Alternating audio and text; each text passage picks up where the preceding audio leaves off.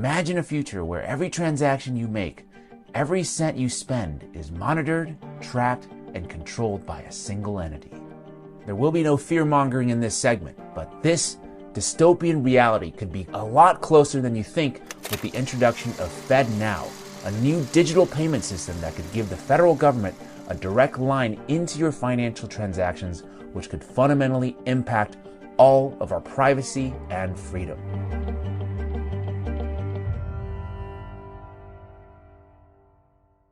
So what exactly is FedNow? Well, launching July 1st, 2023, pretty much as we speak, FedNow is a new instant payment system run by the Federal Reserve. It's designed to enable banks, credit unions, and other financial institutions to deliver end-to-end payment services to their customers 24/7, 365 days a year. They say the service will roll out in stages. The initial launch will include core clearing and settlement functionality, requests for payment capability, and tools to support reconciliation. Basically, the processes that take place behind the scenes that you probably don't even think about at all, with making sure that the money that is zipping around the country is being accounted for properly and no fraud is happening. Future phases will introduce additional capabilities that are more consumer-facing, such as instantaneous peer-to-peer account transfers and online bill pay. All good stuff, right? A much-needed advancement in technology, some are saying. Today, when you, for instance, deposit a check, it takes 3 to 10 days for that check to clear the other bank. And that system is operating like the 1930s right now, and they're trying to move it into the digital world. In a digital world, that should take 3 to 10 seconds. Overall, this is good. So you might be thinking, instant payments, don't we already have something like that? The answer is yes, we do. Back in November of 2017, the Clearinghouse introduced the first real-time payment service in the United States called the RTP network. And since its launch, the network has steadily grown. In Q3 of 2022, 45 million transactions for a total of close to $20 billion were processed through the RTP network. If you are a free market proponent, the introduction of FedNow to compete with RTP could be seen as a good thing, spurring innovation and price competition. That being said, while the Clearinghouse's RTP and FedNow are very similar in its capabilities and fee structure, there is one major difference: governance. Clearinghouse's RTP is operated by a consortium of banks, and FedNow is centrally controlled by one bank, the Federal Reserve Bank. This has raised some eyebrows among folks who are distrustful of centralized financial planning, one of them being Professor Richard Werner, an economist well known for his research on monetary policy, banking systems, and economic development. You know, the central bankers want to compete against banks. So we can't really trust them anymore to really take the benevolent, policies that are good for society and create stability. Maybe there's a different agenda. Interesting. What agenda might that be? Because on one hand, real-time transactions can be a boon for fraud prevention, like I previously mentioned. If something suspicious does occur, it can be identified and dealt with immediately. But on the flip side, this real-time logging of transactions means that a detailed record of your financial activity is being created and stored.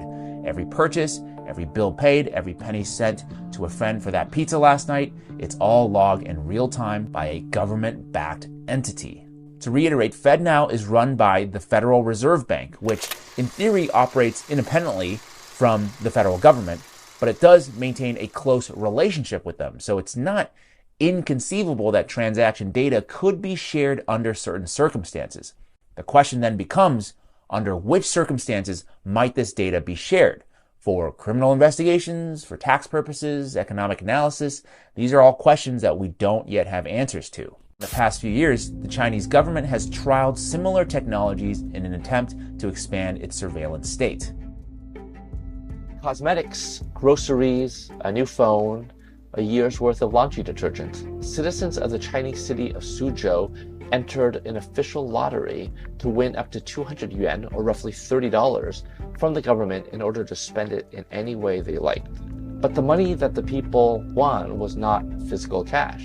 It was digital yuan. China is actually already pretty advanced in this regard, in that many people hardly use cash at all in their daily lives. They mostly pay for things through Alipay, which is owned by Ant Group, or under WeChat Pay, which is owned by Tencent. Our understanding is that what the People's Bank of China wants to do is quite similar, except that it wouldn't happen necessarily through Alipay or through WeChat Pay. It would happen through a separate app that the PBOC has created that would allow people to pay that way. On a micro scale, and this is something that many in the West would probably not be comfortable with, and many in China, frankly, would not be comfortable with, is that it would allow authorities to be able to track precisely how you or my neighbor or the person down the street is spending the money. Are they spending the money on buying things they shouldn't be buying, however you define that? Are they gambling with their money? Are they doing this or that with their money? Sound dystopian? Well, this can become a reality with a centrally run system like FedNow. For the record, Fed officials and banking experts say the new FedNow service does not give the agency additional surveillance and enforcement authorities.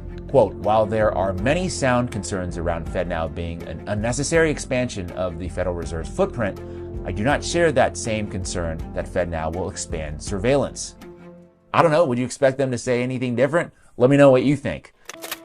But a closer look at FedNow's published privacy policy reveals that the terms that have been laid out are very vague, perhaps by design. Similar to private networks, FedNow is, quote, authorized to collect and use your personal information for a variety of purposes, one of them being to comply with legal requirements. But if the Fed is buddy-buddy with the folks who make the law, you could see why some people are getting concerned. So the central bank, which is the bank regulator, used to be an umpire, is suddenly stepping into the arena, into the game, is participating, is competing against the banks.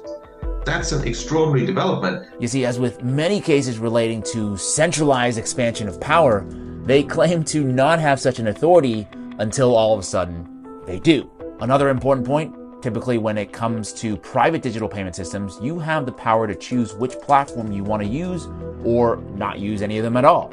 But with FedNow, the choice isn't entirely in your hands. In the first phase, it's up to the banking institutions whether or not they decide to implement FedNow. If your bank decides to use FedNow, your transactions will be processed through this system, whether you're comfortable with it or not. So yes, while the Fed continues to assure and reassure us that there is quote-unquote nothing nefarious about FedNow, it would also behoove us to pay attention to what else they've been cooking in the oven. Could FedNow be just a precursor to something even bigger? As presidential candidate Robert F. Kennedy Jr. astutely observed, could FedNow be just a stepping stone, a first step towards the implementation of a U.S. central bank digital currency?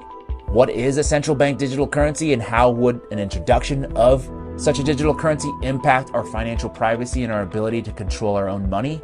Well, you can find out in part 2 of this deep dive into FedNow, hosted on my channel 5149 with James Lee, where we're going to tackle these questions head on. So join me by clicking on the link below. But before you do so, don't forget, like this video so more people see it, and also subscribe to Breaking Points if you haven't done so yet.